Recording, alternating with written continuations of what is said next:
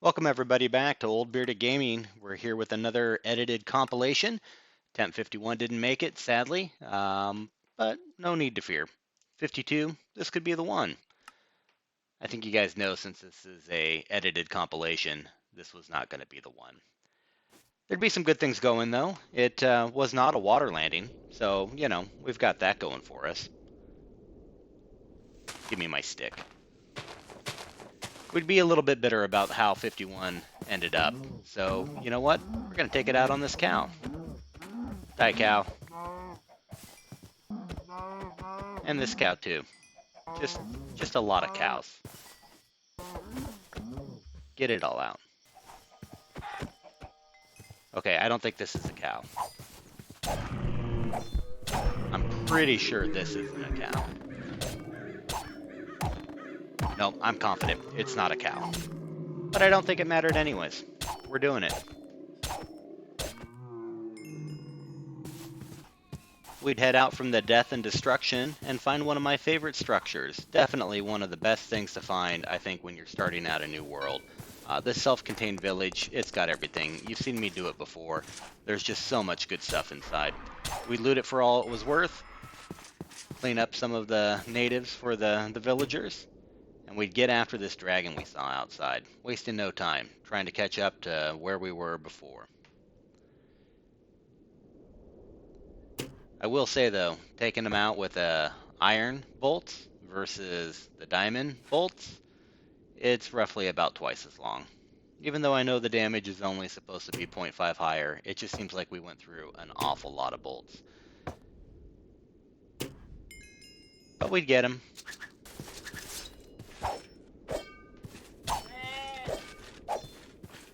That yell was trying to take my loot. Didn't have quite the levels yet to make use of all of this, but we at least had it in our back pocket. So nice to know that we were ready to get geared up once we could find the experience.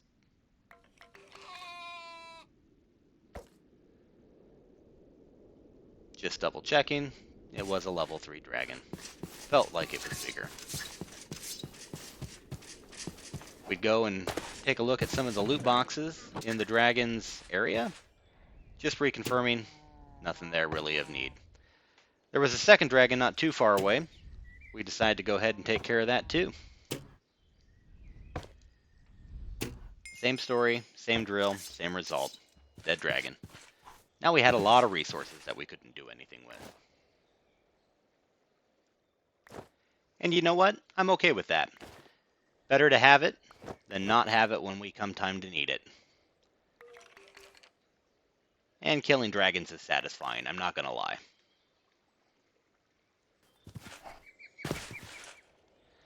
We'd actually find another one of these self-contained village structures, so we'd head over there, make ourselves at home. This one was near a battle tower, so I figured, hey, this is going to be a great way to jumpstart some of the experience that we need to make use of said resources that we've now gathered. There was a flaw in my plan, and that flaw was me.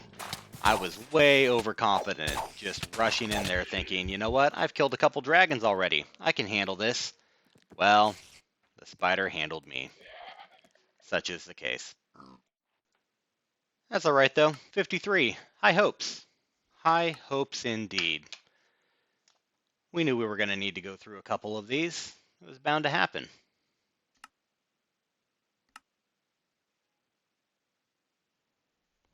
Water landing, my favorite. Sea serpent, yeah, I don't see anything wrong with this. We'll just go ahead and make our way over here. I'm sure he won't notice us. Yeah, he's too busy with those squid. Yeah, we got this.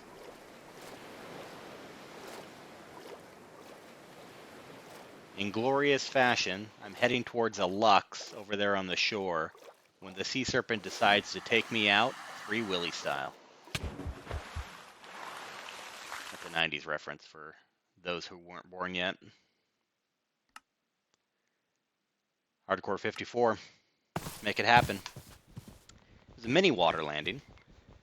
And we'd find some tents, so that's cool. Loot it up like we normally do. Get geared up.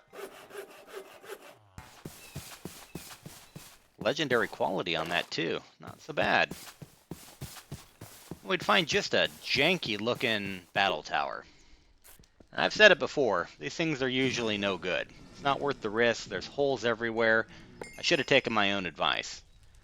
And it took a really long time to break that spawner because while the halberd was legendary, the pickaxe was not. And we'd start playing peekaboo with these blazes, which was going pretty alright for a while, until it wasn't. And there's just no way early game to deal with being set on fire if you don't have a bucket of water. Play with fire, get burned. It's as simple as that. Onward to 55.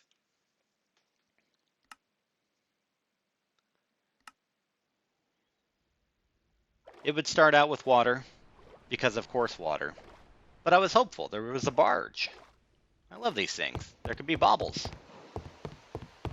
But there could also be sirens. And there was sirens. And this siren made me leap over the fencing, which was just impressive anyways. And I thought, well, okay, I might be able to get away. But there was another siren. Took me even further away from the barge.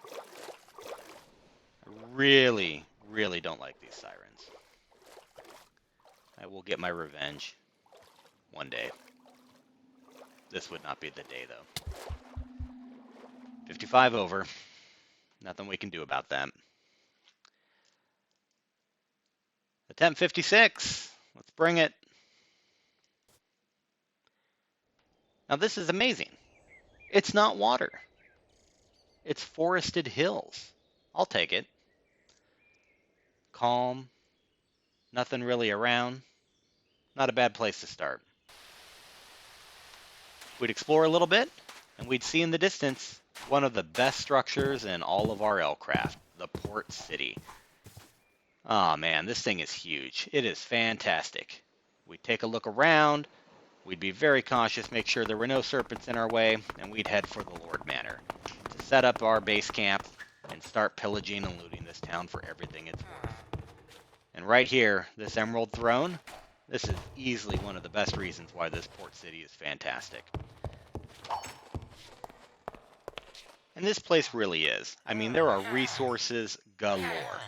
Plenty of wool to get string, trade with Fletchers like you see here, get those experience points. There's 2 of these mill structures, and they've got these long columns of iron blocks going all the way through them. Just an absolute ton of resources to be had here. Take a look at this. I mean, just drool over the amount of iron that is. That just sets you up through all of the early game. There's no need to go farming for it, begging for it, looting for it. It's just there to be had. Other resources as well, useful for trading with the villagers. Plenty of books. There's ore to be had, an almost infinite supply of wool. There's a heat source there. You can farm some fire elementals every now and then in self-contained areas. And we come out here to the dock, pick this lock to try to get some additional wood resources, and I want you to take a listen. Do you hear anything?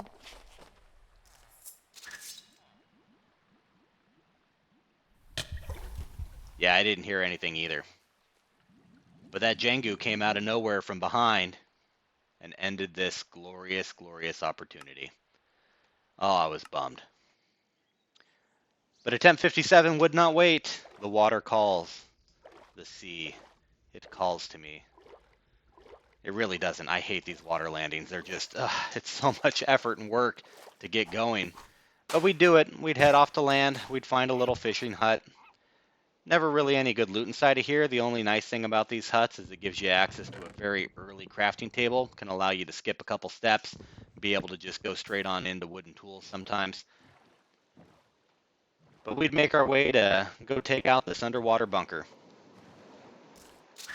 And these bunkers are really neat, honestly. There's some pretty good resources and loot in here, and that's what we do. We just start looting. And looting. And looting.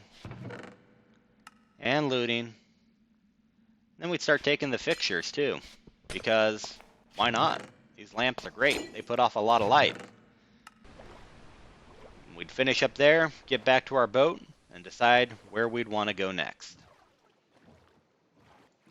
And where we want to go next needs to include somewhere warm. And And that's why we're heading towards that castle in the distance. As we know, there's plenty of warmth to be had here. As you can see, we just barely make it, ticking with the hypothermia. We'll be able to warm up a little bit, get some sleep, try to get our bearings in the morning.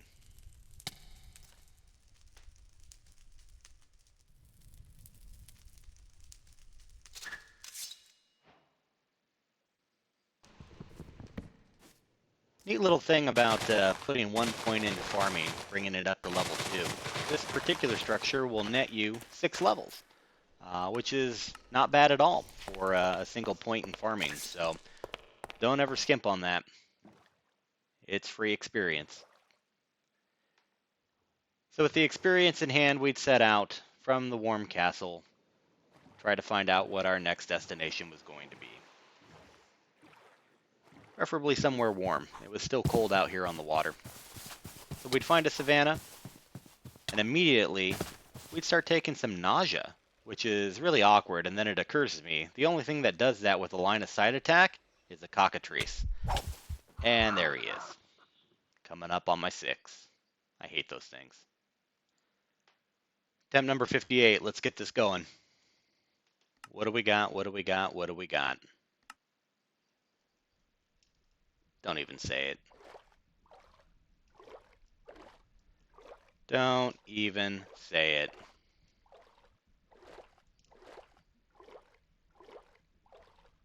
Yeah, I knew you were going to say it. I hate water landings. Well, let's get after it.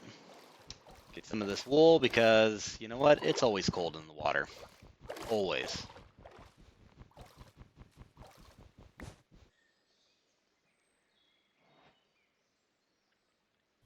We change in some of those random colors for standardized string.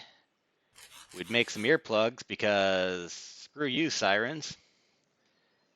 And we'd set out back on the water to find our next destination. Another warming castle. We do the usual bit here. Get our 6 levels. Take stock of what we've got in front of us. Defiled lands, sea serpents, cold forests, funny statue. I don't really want any of that, so we're going the other way. While that sea serpent does more of its weird backflips for whatever reason, we'd have the 4th opportunity to save our bearded brethren. I'd take a look at it, and I'd go, you know what? No, we're not doing it. Those guys can fend for themselves. We're going to the barge. We're going to see if we can get lucky and find ourselves a bauble.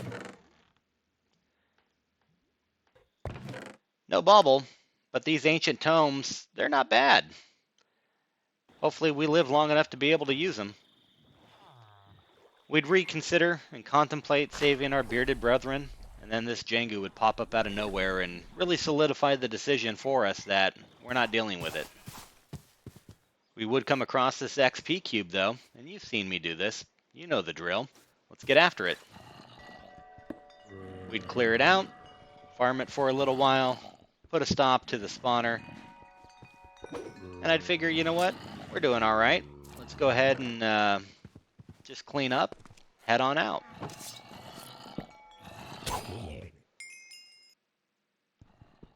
Sadly, though, there were other ideas. They weren't my ideas. It was that Blight's idea. Man, these things are fast. Quick, aggressive, very jumpy. Did not have my wits about me. Could not switch over to those slabs in inventory slot 5 to be able to keep him from getting up to me. Was hoping to just keep him at bay, bounce him back. Couldn't make it happen. Sad panda. 10:59. Let's do it. It's not water.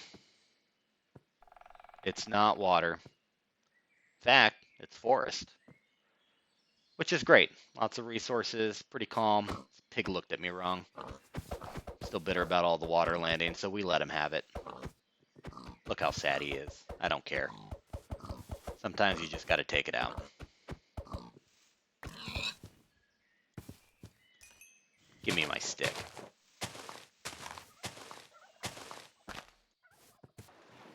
we'd be back on the water again, heading out and exploring.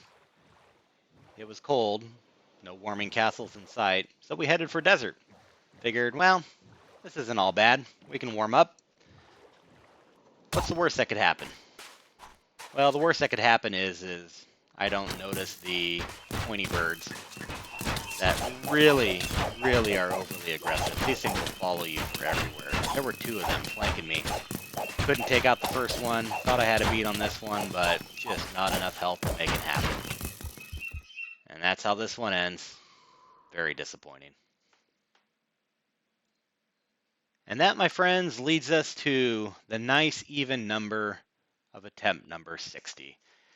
Now, 60's got it going on, and I'm not going to lie to you guys. There's over 5 hours of footage here. Some milestones hit for sure going through this playthrough. So we're just going to hit the highlights. Of course, it was a water landing. And it would have a guardian temple. Just check that off the list. But we'd get away from them. We'd surface. We'd find a hut. Get a crafting table.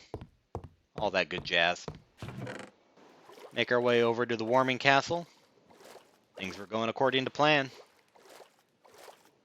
Siren songs were not according to plan. I hate sirens. It's just so non-consensual with these sirens. Like, they don't get it. No means no. Come on, get with the times. So we'd make some earplugs. Make this a non-issue. Finish everything up here. Head out on the open sea. We find a barge, a battle tower, dragon, some serpents. Yeah, we got everything going on here. Sirens can't bother me. We would see this giant Lycanite dungeon just in the middle of the forest here. Steer clear of that. Handle this neat little tower. We've seen these before recently. Nice little bit of experience, tiny little bit of loot. I love it. We seem to get somewhat lucky with these, but I'm not complaining. These walled-off city-states are fantastic, and we'd get right to work. We would spend just days and days in here looting and trading and just getting geared up, ready to make this a solid playthrough. We'd head outside of the city and do a little caving, something we haven't done. It would actually end up being a little dungeon underneath the city here. So we dig it out a little bit and set it up like how we do our battle towers. Just farm it for some experience. Wasn't bad, all things considered. The mobs were a little bit more threatening looking, but they died all the same. We'd end up grinding this for a couple days, expand a little bit so we could venture inside, hit up a couple of the chests that were nearby, and then realize we're really not quite equipped to self-dive a little bit deeper into here without cheesing it like we do battle tower size, so let's head off for something else. I figured, let's go take a look at this external dungeon, see if we can't get that going. Not necessarily one of my best ideas. As you can see, the permanent level of boss health bars on the screen. This thing was huge. It was dark, it was massive, it stretched way up into the sky, it branched out all directions. If I was going to tackle this, we'd need to kind of set up shop, a little base of operations, as it were. And that's what we did.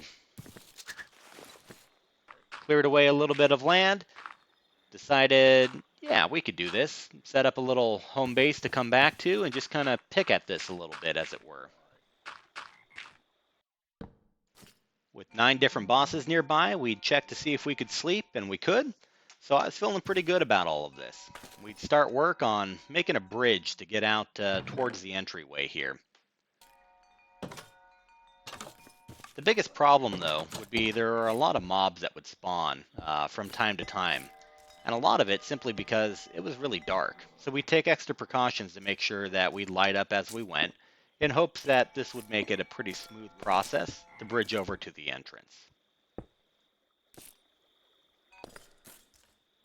During some of the bridging expansion, we'd be greeted by some of the locals. Again, because it was really, really dark, I almost got myself eaten by a crew. horseshoes work. We'd handled it. Wasn't exactly fun. I figured it's going to keep happening until we found some way to light things up a little bit more over there. So we'd cross the river and come at it from the other side and light it up by hand, throwing torches down. It would be going all right until we'd hear random noises of skeletons drawing back their bows. Being overly cautious, I didn't want to get ambushed. Step back, tactical retreat, and handle it. Skeletons would be the least of the issues. As you know, I'm not a huge fan of banshees. Banshees are annoying. They come at you from all different ways, and the fear effect that they put on you is just horrible to deal with, uncontrollable. It would dawn on me during this exchange that, you know what, lighting up by hand, it's really not probably the right way to go about it. There's got to be a better way. We'd survive, but it wasn't pretty, and it certainly wasn't entertaining. We'd have to come back, regroup with another plan. As it turns out, torch arrows are a thing. I had no idea. These things are great. I'm going to have to remember this in the future, assuming this doesn't end up being the playthrough to get us through to our victory. But check that out. Just from distance, as far as you can shoot it, you can put a torch on things. This was going to make lighting up this dungeon just a heck of a lot easier, and hopefully make things a lot safer for me.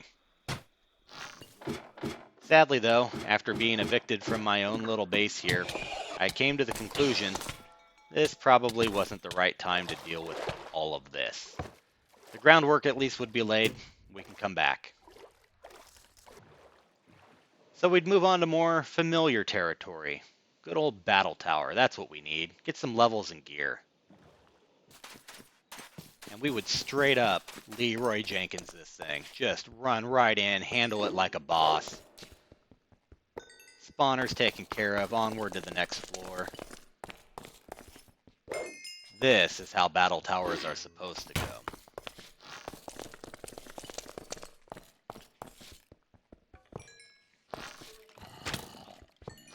The key is not to panic when you take that first arrow, knowing that your diamond gear is good enough to handle it.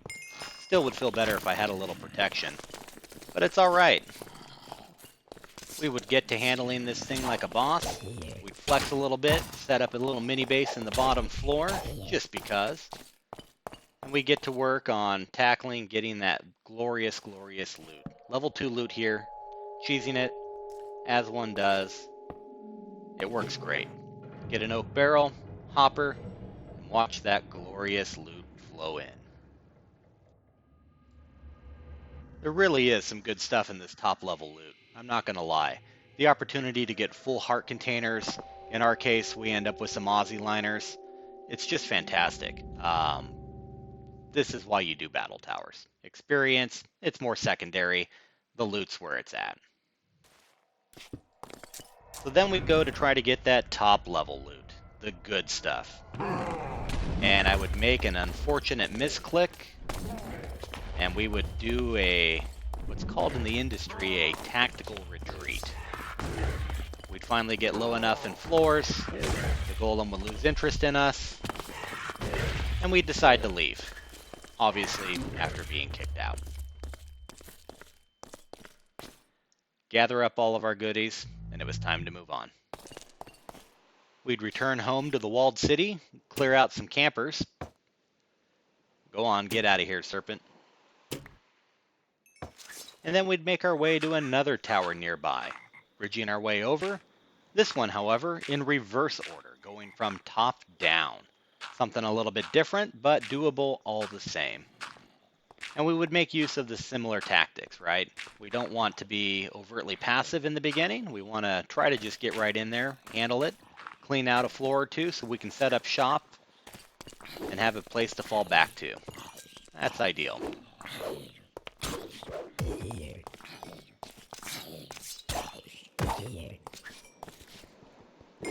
Not too bad. We'd even get a little creative in dealing with some infernal mobs, particularly spiders, stuck on the ceiling by coming to the floor above them and allowing them to slowly float up through the water as opposed to just jump on your face like it's a face hugger from Aliens. Worked out pretty decent. Strategy we'll definitely employ again in the future. Did it really just give me 45 heart dust? Yeah, we're definitely doing that again. So we'd finish grinding the tower, and we'd get after that level 2 loot. This cheese is just so amazing, I'm not gonna lie. We're not skipping this. Just look at that beautiful loot coming down for us to take our pick of. Diamond armors, blaze powder, name tags, glowstone, recall potions, and a magic mirror. I guess those are active again. Takes 32 magic to be able to use it, and it acts as a reusable recall potion, I guess. So now the tricky part. These ones that go down, it's obviously in reverse order. So you have to dig all the way outside underneath, which we do, after some very complicated maths as to where that chest was. And they can be cheesed just the same. Set up a barrel, a hopper, and away you go. Except, this one didn't have the treasure flowing, which only meant one thing. The chest was locked. I don't know about you, but I wasn't sure if I could pick a locked guardian chest and not incur the wrath of said guardian once it was picked. So we would find out together. Yeah, no, he didn't care. So long as you don't try to open the chest, you're perfectly fine. You can pick that thing. He's not going to take notice of you. Get your chest up there, your barrel, get your hopper, and once again, watch that glorious loot pour in. Baubles, rods, all good stuff. I like it. So we'd spend a little bit of time sorting through all the treasure, prioritizing what we wanted to take back to our walled city base. And all in all, 2 battle towers, not a bad place to be.